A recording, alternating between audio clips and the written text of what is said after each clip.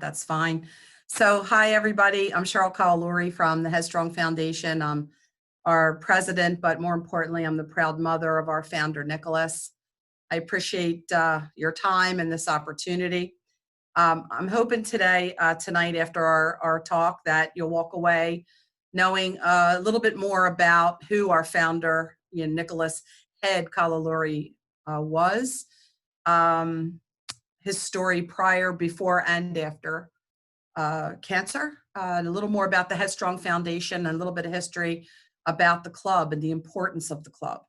I was on the call last week with Coach Starja, and some of the leadership skills that he had alluded to and some of the stories that he told really got me thinking about Nick's life and the importance of lacrosse and really team. I'm coming to you from Nick's house in Swarthmore, which is one of our services that we offer. I know some of you have been here, and you're always welcome to, make an appointment to come in and visit and take a look at some of the work that goes on in Nick's memory. And I haven't been here in a couple weeks because of the virus. Of course, we're all finding ourselves in a little bit of a different circumstance, and I know that your high school season has come to an abrupt halt, and it was due to an uncontrollable situation. And, I can relate, and we can relate. Nick's season was abruptly halted due to a cancer diagnosis. So while you are healthy and hopefully this virus will be behind us soon and you'll get back to the playing field, in the meantime, just keep up the great personal hard work that you're doing, and staying connected through opportunities like this. But I wanted to tell you a little bit about Nick and what made him so special. And he was my third son. I am a mother of 4 boys, and athletics played a very important role in our house. It kept me sane because it kept the boys busy and out of trouble. And it didn't hurt that they were pretty talented athletes. Nicholas played all sports. From the time he was a little peanut, he was actually born. I went into labor on the soccer field. Nicholas was a tremendous soccer player up until he was in about 7th grade. And I thought that he was going to go to college on a soccer scholarship, to tell you the truth. He was on a junior Olympic team. He was very, very good. Nick was pretty good and well-rounded, pretty good in everything. When he was 8 years old, he was a diver, and he dove with kids that were seniors in high school. He was MVP of the league at 8 years of age. It was just really, I guess he was a natural. He had natural ability, but through hard work. And he came to me when he was going into 8th grade and said, I don't want to play soccer anymore. And it took my breath away. As a matter of fact, we were on vacation and at the shore, and I looked up, and here comes the coach. Coach actually came to try to talk him out of his decision. And Nick's like, Mom, I really want to try football. And I thought, football? You're kidding me. But he did that, and guess what? He excelled at football. He started for high school as a freshman, and he was captain his senior year. He was all state, all Delco, all central. And Nick played on both sides of the ball. He had a defensive mind, but he was on all the specialty teams. He played offensive line, defensive nose guard. And what was crazy is that he wasn't big. Nicholas, on his best day, was 5'10", in high school, probably 150 pounds. And he was the kickoff. He kicked off. He kicked the field goals, and I think a lot of that came from his experience with soccer. But he was a tremendous athlete. It was more of a mind over matter mentality. In his mind, he was a giant. He was up against guys that were 310 pounds, and that didn't bother him at all. But he came upon lacrosse. He was about seven or 8 years old. The guys in the neighborhood were playing for Ridley High School at the time, and Ridley was a powerhouse in the day. And we lived across the street from a park, and they would go out and watch the kids and watch the boys play. And the next thing you know, the kids put sticks in our boys' hands, and they'd be out there, throwing the ball around. And they came running in the house one random weekday for dinner, and they vowed that at the age of 7 and 8 that they were going to play this sport in college. And we chuckled about it. We didn't know too much about the sport. And sure enough, the next season, that spring, they signed up, and boy, oh boy, they were pretty good. They played for their middle school, the club team. They played on tournament teams. So we did this whole circuit. And, they went to champ camp, and we toured all around. And at that time, it was really, you had to try out, just like now, try out for the team. The competition was just crazy. Nicholas was a midfielder. He was a defensive midi. And Michael, on the other hand, was attack. They were so committed to athletics through hard work, determination, adaptability. There was nothing that they wouldn't do for their team. Team was always first. Nicholas was Pennsylvania State Championship 3 consecutive years in a row, his sophomore, junior, and senior year. No, I'm sorry, it was 4 years. Michael was 3. Michael was freshman, sophomore, junior. Nicholas was freshman, sophomore, junior, senior. Nick was also captain of his lacrosse team for recognizing, I guess, just his dedication, hard work, and his ability as a motivator. Very, very positive contributor. Nick's biggest and greatest competition was himself. And through that, he was able to motivate his team to just really elevate their game and to come together as a unit, as a team. And boy, it was just really, really amazing to witness. At the junior banquet, in Nick's junior year in high school, at the banquet, the coach introduced Nick, and he received the highest award that Ridley High School gives to a lacrosse player. And I was, a very proud moment, very proud mother, but I was not surprised, but really surprised because he was just a junior. And when Nick accepted the award, the coach said, there's one way that you're going to get this award. I need you as a long pole close D. Nicholas never played long pole ever. And he was being, he was being recruited, and he was being recruited as a defensive midi. And now going into his senior year, he, the coach said, I need you to lead the defense, and I need you as close D. Without hesitation, Nicholas said, Coach, whatever you need for the team. And that moment, he picked up a long stick, and he played long stick very, very successfully his senior year and his freshman year at college. During that senior playoffs, Nicholas really got the attention of a lot of the colleges. And I think it was because of his grit and just really his, dog mentality, never die, never give up. Nick would do anything for the win and anything for a team. And you know what? It wasn't always about the win. There were some games we walked away and, we didn't win, but there was lessons to be learned from each one of those experiences. And so the boys, our sons, had made a pact when they were just peanuts that they wanted to play at the Division I level. They certainly had the commitment and the athleticism to do it, but they wanted to be together. And we weren't so sure that that was going to happen. But, when it was that playoff game, actually, probably it was the junior year, Michael sophomore, Nick a junior, and they won the state championship, and one on offense and one on defense. And it really got the attention of a lot of the colleges. They did their visits and all of that. And Nicholas was a homebody. And he wasn't so sure that he was going to do so well being away from home. But when he went to Hofstra University, he felt at home. He felt as though he found a place where he could fit and he could belong.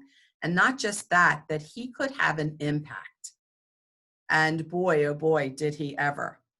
And of course, this was well before, his diagnosis. And, there was a lot of people throughout Nick's life that was a mentor to him. But during his high school years, there was a coach, and they don't make coaches like this anymore. His name was Carl Schellenbach, and Nicholas played football for Carl, for Coach Schnell, and also wrestled. Nick was a tremendous wrestler, which I neglected to mention.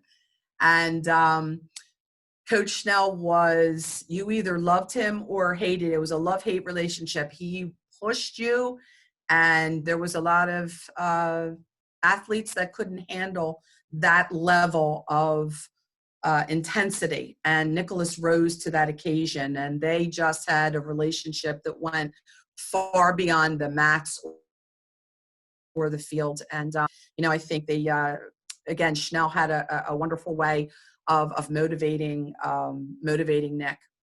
When Nicholas was being recruited by Hofstra University, the coach that heavily recruited Nick was Coach Joe Amplo. And there was something when Coach Amplo walked into the house, and by the way, he's now at Navy, there was an instant connection between Nicholas and Coach Amplo. And that, Coach remains very, very close to our family to this day. There was just something very, very special about, again, it's that intensity. I think Nick really thrived on the challenge, and he thrived on, intense play and heavy competition. That is kind of what motivated Nick and made him really at his best. And I don't know who your mentors are, but certainly I believe very strongly that those two men played a very important role in Nick's life. And what was beautiful about that, and that preparation, and everything that Nick learned from those two gentlemen, a lot of life lessons, really prepared him for the diagnosis that he would receive when he was a sophomore in college. The wonderful part about the university at Hofstra and the coaches there is Nicholas went to them and said, there's a lot of guys that were heavily recruited on full scholarship, and Nick was not one of them. His package was that you prove yourself your freshman year, and your scholarship will be for your sophomore, junior, and senior year. And, there were some opportunities where other colleges made better offers, and Nick's like, you know what? No, I want to be here. Michael and I can be together. Our dream is we want to be roommates and teammates, and this is our dream. And he chose Hofstra. He went there, and the number one recruit in the nation was full scholarship. And Nicholas went in and talked to the coaches, and he found his voice. And he said, look, I didn't come here to sit on your bench. What do I need to do to see time? I want to be a playmaker. And so, excuse me, his freshman scrimmage against North Carolina, Nicholas really excelled and got the attention of just about every player on the team, every coach. He had the bench going wild with some of the plays, and it was very, very exciting. And he worked his tail off. Far harder, I think, than it was much more than he had anticipated. But again, that mind over matter and that never give up and that hard work ethic, he was out there before practice, just like Coach Starr said last week. He got that necessary help in the classroom to make sure that he had the grades, excuse me, and come the spring, as a freshman, the number one recruit was asked to redshirt, and Nicholas took his position. He started in all 16 games of his freshman season. And I'll tell you something, as a parent, we were very, very proud. That roster had 20 plus Division I All-Americans. Hofstra University was #2 in the country at the time, which was in 2004, 2005. And it was a very, very exciting time. We were just so excited for the fall semester to start, because Michael was going to be a freshman and Nicholas was going to be a sophomore. And their dream at 7 and 8 years old was now coming to fruition. And how exciting it was to decorate their dorm. And they were roommates and teammates and working out hard. And 3 weeks into the season, into the fall season, Nick had a sudden whistling right nostril. And when he breathed out, it was just this little tiny squeak. And of course, as a mother, I didn't like it. And, I made him come home, and came home on the train. We went to see an ear, nose, and throat specialist. And he told us that at some point in his life, he would need to have his adenoid removed. And I said, look, not for nothing, but I really like to get this taken care of now, so that everything is healed for the, spring, by the time the spring semester starts. There was no recovery time. He got the adenoid out. He was right back to school on the train, and he could begin practice again that Monday. They were in the fall.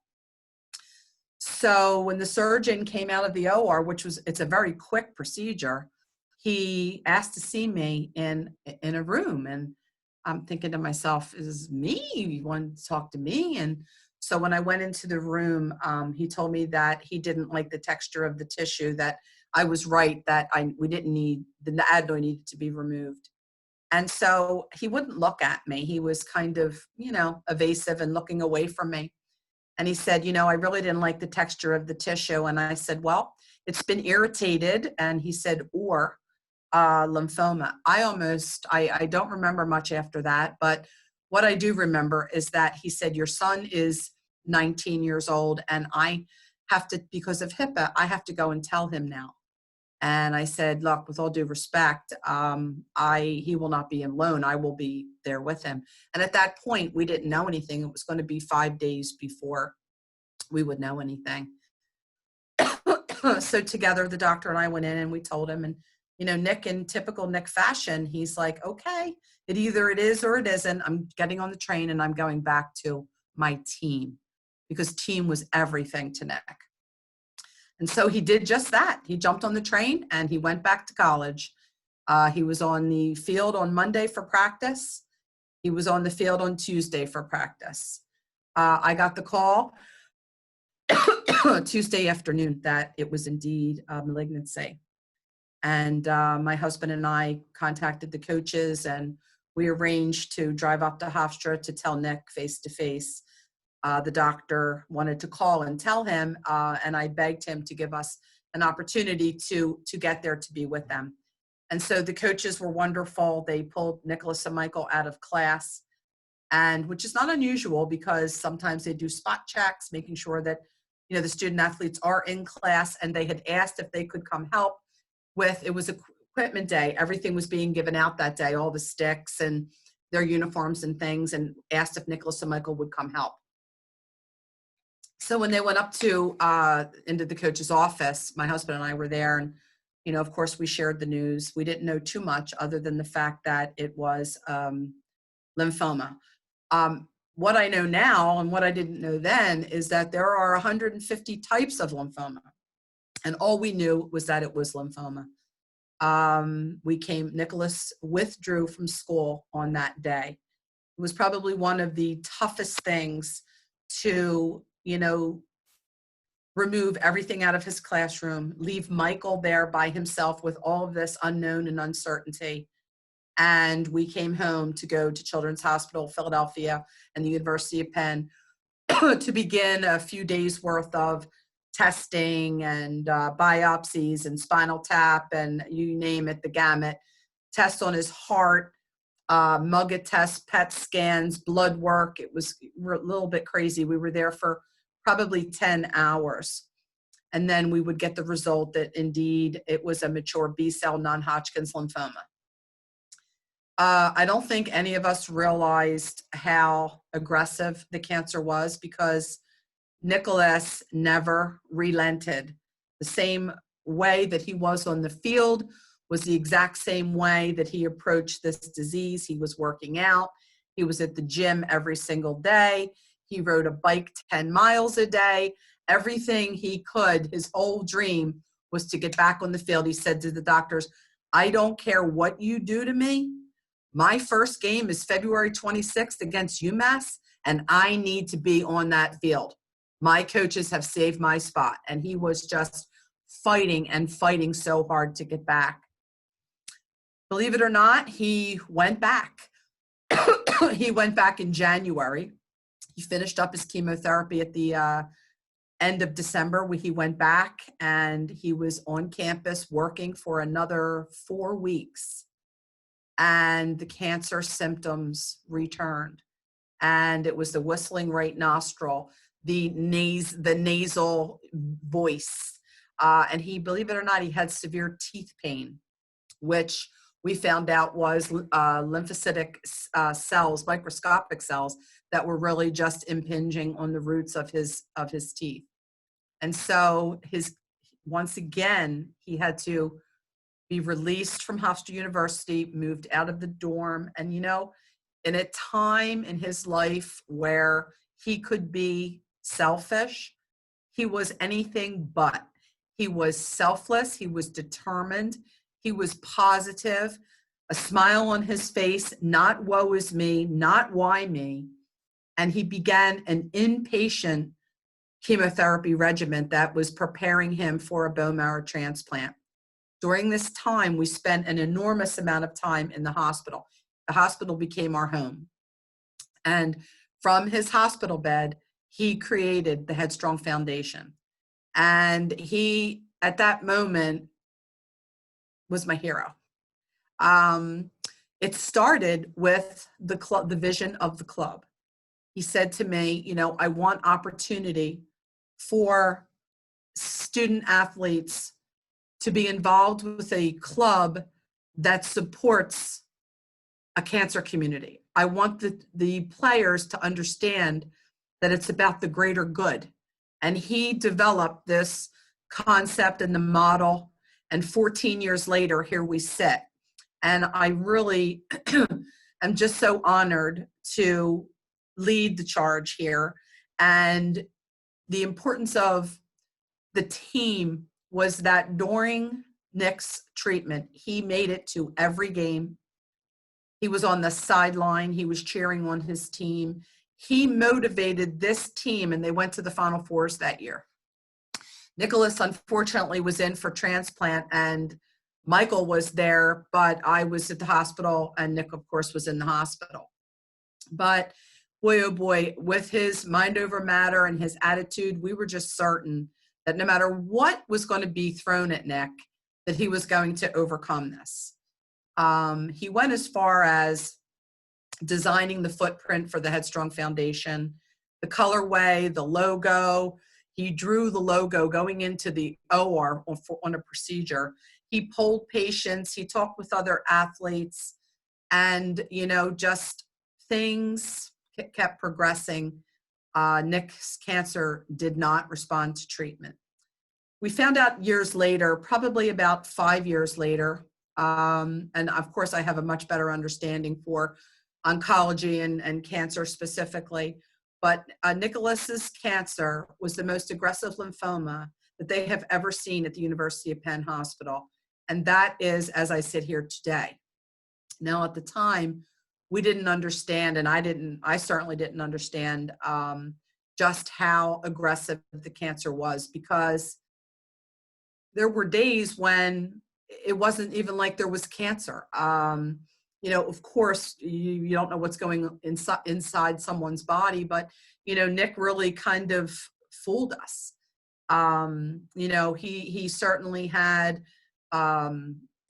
vision.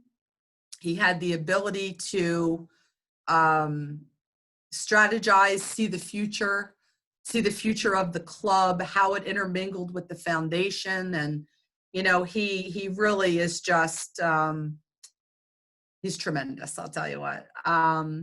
There were a lot of struggles with our family while Nick was undergoing treatment. We understand the emotional piece. We know the ups and downs and the, there's just a little bit of glimmer of hope. And then the next day that falls off the edge. And, we traveled to Bethesda, Maryland, in an attempt to save his life at the National Institute of Health that until that was mentioned to us, I didn't even know existed. Nick's like, bring it on. Bring it on. I'm not ready to give in. I'm not ready to give up. The doctors and the nurses fell in love with him, fell in love with the positivity and just his whole aura. He was just such a positive influence. And he is just, he's just incredible. Some of the accolades that have happened over the years is that Nicholas was inducted into the Pennsylvania Lacrosse Hall of Fame. Right now, there are applications in the National Hall of Fame and also the Long Island chapter for what he has done for sport, for our sport of lacrosse. This sport saved our lives. It was his lifeline during, the 14 months that he battled treatment. This game was taken from him. It was a game that he cherished. And it rallied around him, the entire nation, every team, every coach. It was just kind of overwhelming, the gifts that would come to the house of, just inspiration. I'm getting choked up thinking about it, but it was tremendous. When Coach Starza talked about community, lacrosse is a family. It is, we are just so blessed that we are embraced by this family. And, it's been a complete privilege. The sport really carried us through really our darkest times and still continues to. The foundation has been in existence for 13 years, but the club was in existence a year before the foundation was actually finalized. And Nick was involved in all of the pre-planning up until, the first team was the tryouts for the first team. So the tryouts for the first team occurred on the day that Nicholas passed away. And I don't know if that's ironic or, it was just meant to be. My oldest son, Pat, said, Mom, I have to go. Nicholas has to be represented. And I just wasn't sure that he could, because it was a very, very trying time for our family, as you can imagine. And, we're trying to digest, the news that Nick had just passed away that morning. And yet Pat pledged to Nick that he would go, and he did. And, the rest has been history. There's probably been 3,000 or more athletes to come through the HEADstrong Lacrosse Club, which is just amazing. And Nicholas named the organization. His nickname was Head from the time he was 8 years old. And he hated it. He absolutely despised it. His brother used to tease him because he had a big head. And his middle name was Edward. And he would tease and say Nicholas Headward, and it just stuck. Not a fan, but I'm getting a note on my computer that my computer has to restart. Hopefully that'll go away. But and it stuck. And Nicholas was really known for his mental and physical toughness. Once again, that mind over matter mentality. And so he created the name HEADstrong, and Head is always capitalized, which was one of his doings. When he drew that original logo, it's a lacrosse stick on its side. And Nick was buried with the lacrosse stick in his hand, just because the sport just meant so much to him. And it was just very fitting. After Nicholas had endured just about a year's worth of treatment and coming out of a bone marrow transplant, we went to a summer league game. And I was hesitant to let him go. One, he didn't have an immune system. Two, he was down 60 pounds. And, it was just a little bit of frightening. But Michael was playing, and he wanted to go in the worst way. So in the car we go, and we go to the field. Unbeknownst to us, Nicholas snuck his uniform and his equipment in the trunk. And as we were standing on the sideline watching the game, I turned around and Nick was gone. I'm thinking, where the heck did he go? Here, he suited up and he was out on the field playing. I almost had, as a mother, a heart attack, as parents, if any parents are on the call, can imagine. But I said to myself, he jogged off the field and he was so happy. And he was smiling ear to ear. And he said, you know what, Mom, I just showed cancer. I still got it.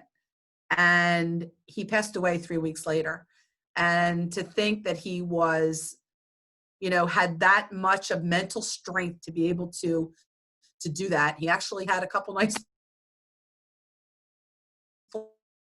plays too, and stripped the ball and ended up scored. And it was just, one of those moments that, you cannot write. You cannot, it was really wonderful.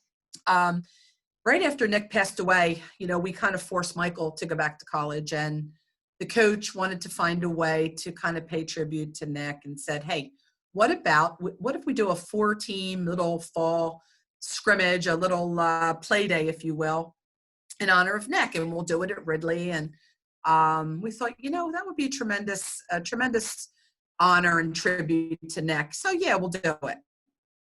And now I think we'll be in our 14th season this fall. So from the 4-team tournament in honor of Nicholas and the HEADstrong Foundation, we have 7 dates on our calendar for this fall, praying that this virus ends. And actually it's 8. Actually it's 9. 7 men's and 2 women collegiate. And there will probably be 40 to 45 colleges playing for the HEADstrong Foundation in the fall. We've worked with the NCAA now for 14 years. Those events they use as qualifiers for officials. They are then certified for the Division I or Division III, whatever program the colleges are in.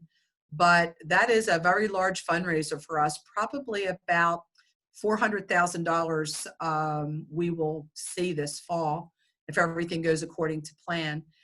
And the college students, the student athletes, are required to fundraise for the HEADstrong Foundation. That is their entry fee into the tournament. They get 2 games, 2 full regulation games. And I'll tell you, we've got, Hopkins, Albany, Syracuse, Penn, with Navy, Hofstra. There's quite a few teams that have committed to us. I can't even list them all. There's so many. And that's both on the men's and the women's side. And we have wonderful relationships with all of those colleges. And now from that, the colleges have come to us, the coaches have come to us and say, look, you guys did so much work for so many years. Let us host these events for you.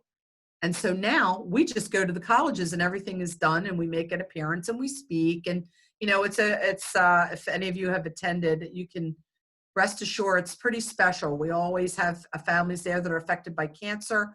We honor them with financial assistance, and we really just rally around those families and providing that emotional support. It's a great way to uplift spirits when, I pray that none of you that are listening go through a cancer diagnosis, or perhaps you have and you understand what I'm talking about. But,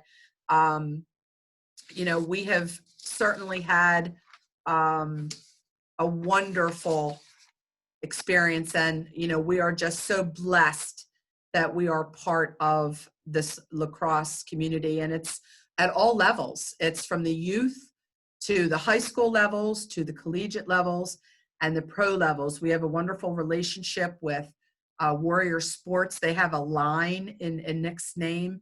We work with the PLL. We provide families and kids that are affected, and we buddy them up with the teams.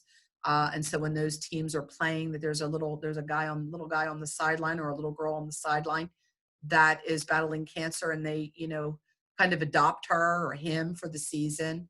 So we're involved with that. We're involved at the pro levels with regards to the NLL. The Wings just did a game for us. There's a new program up in Long Island that's just coming into fruition. And of course, with the virus, the seasons have been on hold.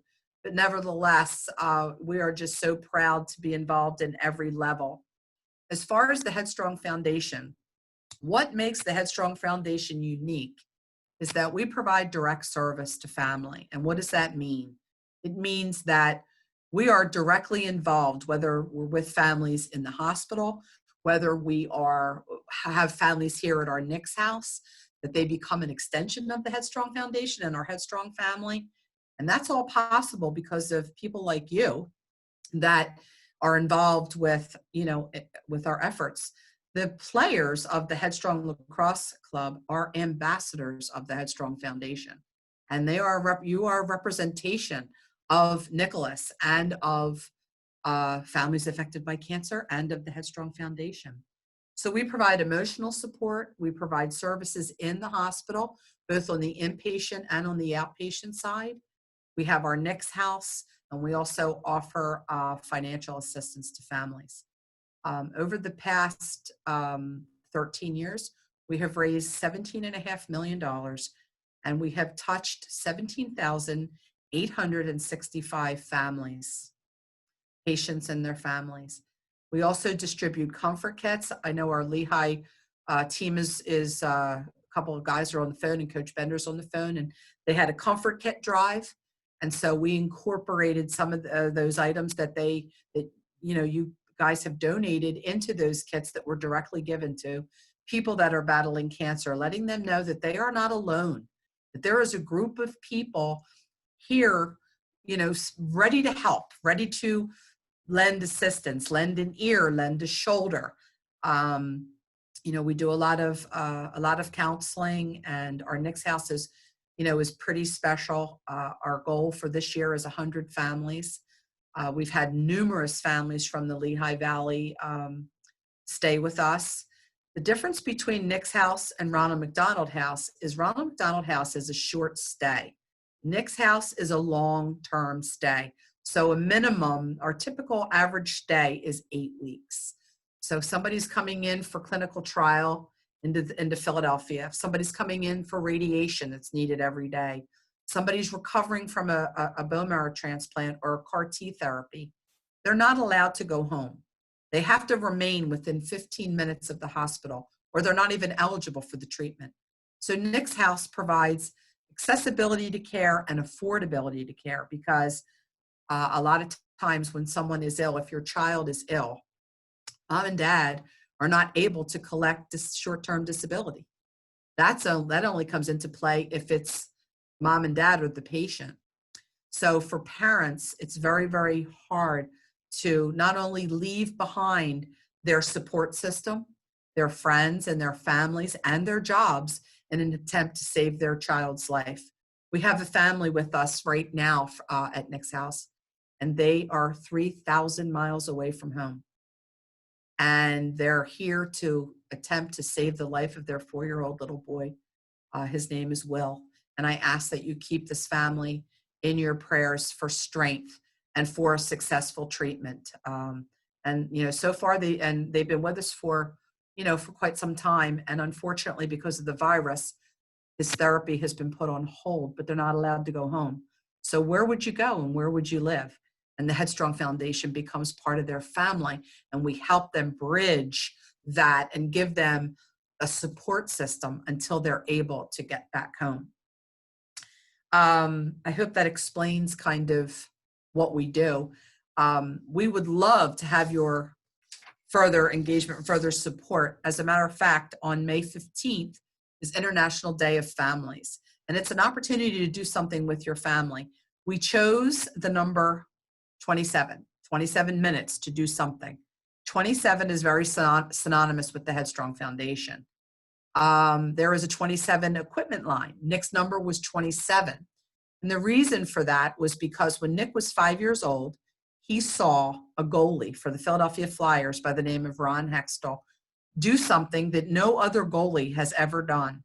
And that was he scored not once, twice. And this guy played out of his mind. And Nick said, "Mom, when I get to be old enough, I want to play just like Ronnie Hextall." And I never knew why he was number 27, because I didn't know that Ron Hextall's number was 27. And one day, my husband asked him, like, Nick, what's with the 27? Because it's all, he had it always from the time he was little all the way through his college years. A lot of times when you're in college, you don't necessarily get your number, but Nick was fortunate enough to get his. And the number 27 is very special also to Hofstra University. They, after Nick passed away, they came to us and they did not want to retire Nick's number, but instead they wanted somebody to represent Nicholas every year on the field. And so they vote on who is going to wear the number 27. And it's a senior, and it's somebody who was Nick-like, somebody who was selfless, hardworking, determined, and put team first. And the team votes on it. And every year there's a big to-do about who was going to be the number 27. And I think that's pretty special. So for 27 minutes on May the 15th, I challenge you to do something with your family, to register through Family First. It's been said that family is an anchor in rough waters. And in these unprecedented times, people are really working diligently to put safety and well-being of their families first. But the virus has really affected almost every American, but it has really impacted our cancer community. One, they have a compromised immune system, so they're very susceptible to this disease. They do not have an immune system to fight back if, in fact, they get it. And unfortunately, people are alone during treatment. So it's a time of, major anxiety, and now they're at the hospital receiving treatment alone. We have a guest at Nick's house, Mark, and he just longs for his family. He's currently inpatient. He's in isolation, recovering from a bone marrow transplant, and he is without his support system. And, simultaneously, families all across the country find themselves in the very same situation. So, this gives us an opportunity to really to celebrate your own family. Nick put his family first. We put families first. The HEADstrong Foundation is a family first organization. We are a family helping other families.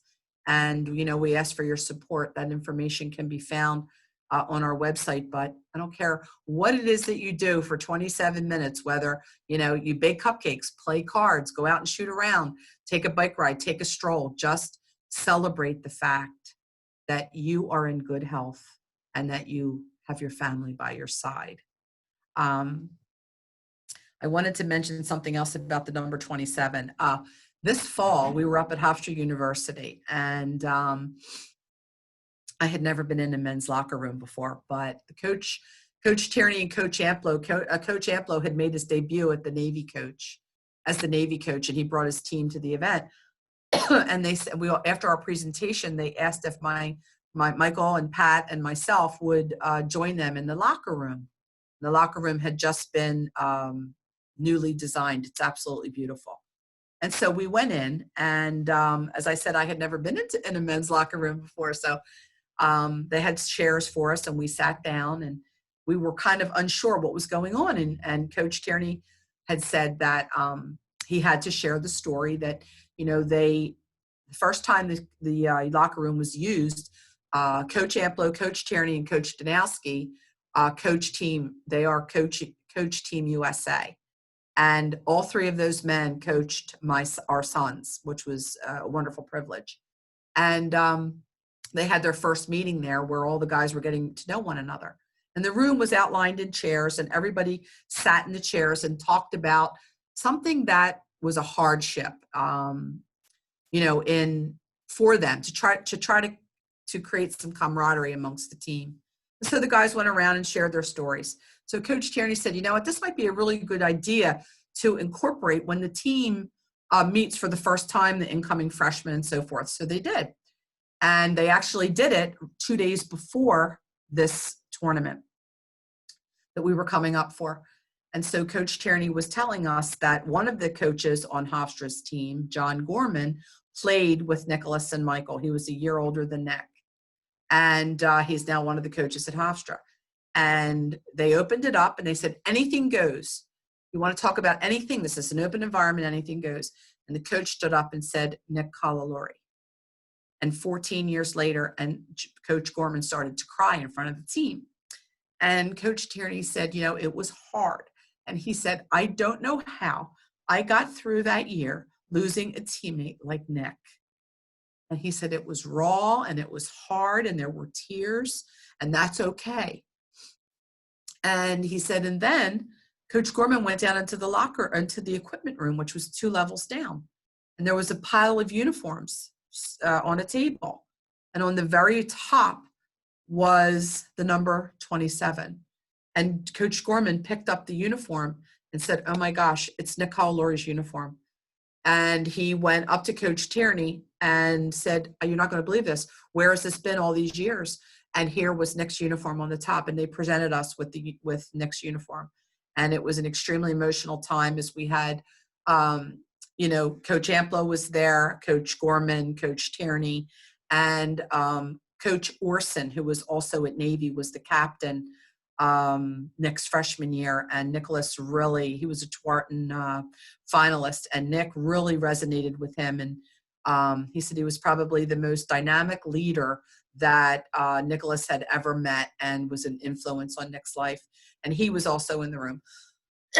And so it was extremely emotional.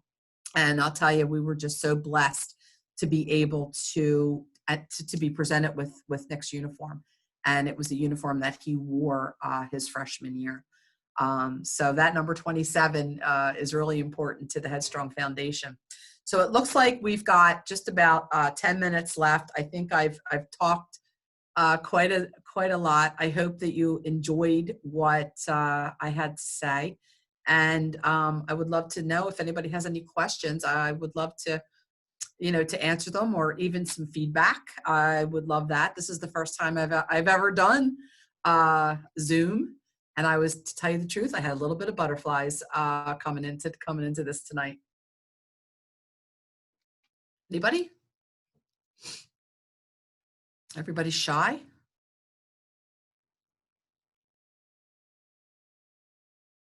No? If anyone wants to send their message on a chat, I could read it for you if you prefer that way. I could ask Cheryl.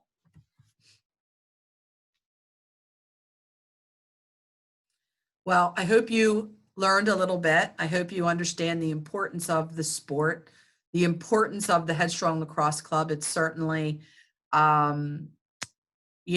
promise to Nicholas that this would continue. When we were leaving the hospital, going home on hospice, Nick had 3 wishes, 3 promises that he asked me to keep. One would be that the lacrosse club would always be in existence. And he asked that the foundation continue so that other people following in his footsteps would benefit from the life that he lived. And I'll never forget those words. I'll never forget my promise. Headstrong is my why. And remember last week with Coach said, what is your why? Headstrong is my why. And I wanted to thank you because of you, my son's legacy and spirit continue. And that means the absolute world to me. And when you step on the playing field, when this whole thing is behind us, when you step on that playing field, make it your best. Give it all you've got. Don't take anything for granted. And you'll be just fine, and you'll be very successful. But thank you so much for being part of our Headstrong family. I did see a question pop up. Yes. Is there a way to volunteer at Nick's house? Well, unfortunately, because of the health of our families, our volunteers have to be over the age of 18. And believe it or not, we staff our Nick's house with all volunteers. So there are 2 volunteer shifts daily.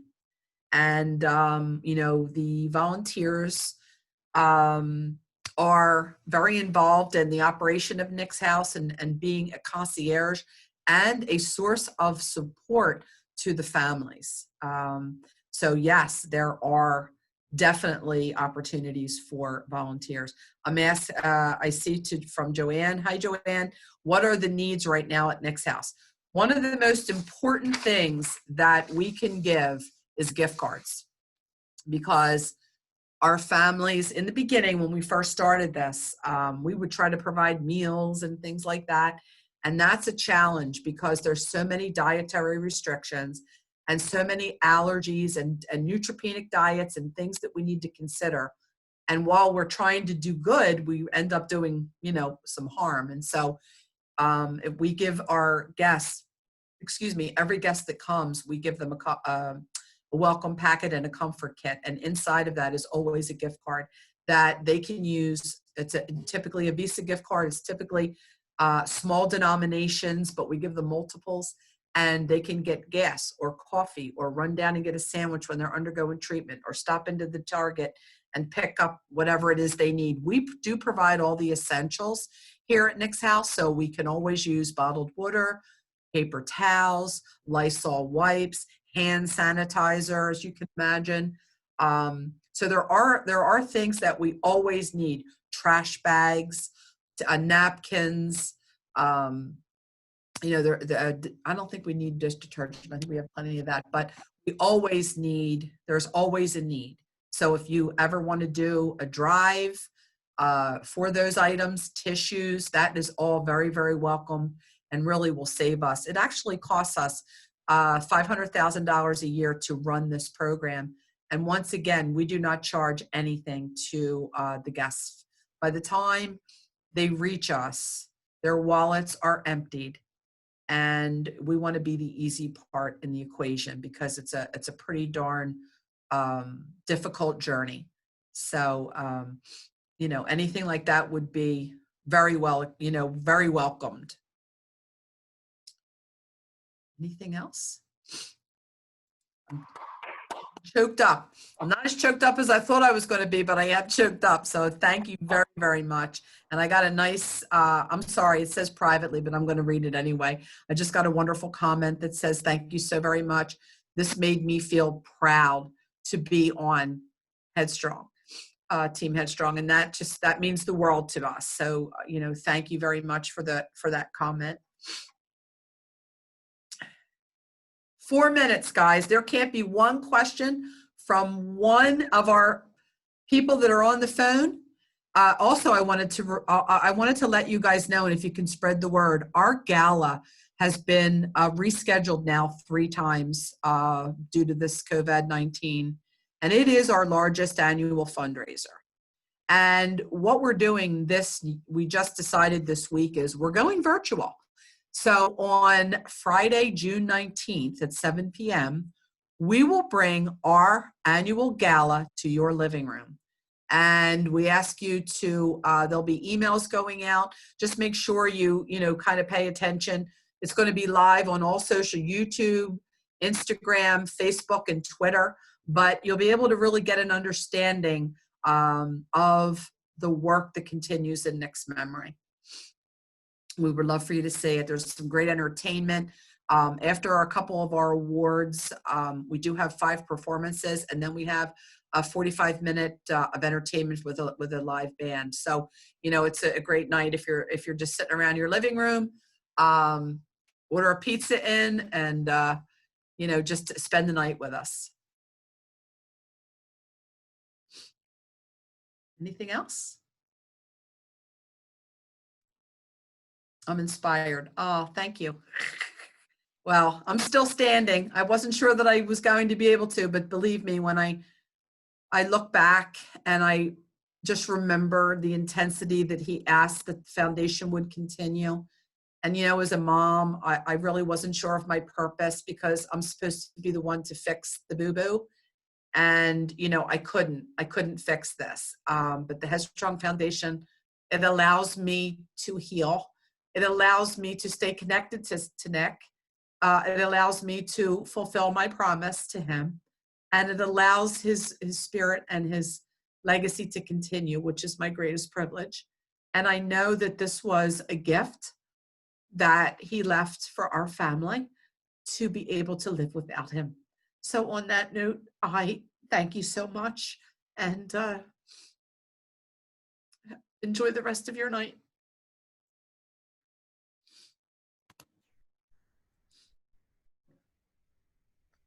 These people are leaving me notes. Oh, I'm crying now. How do I leave this?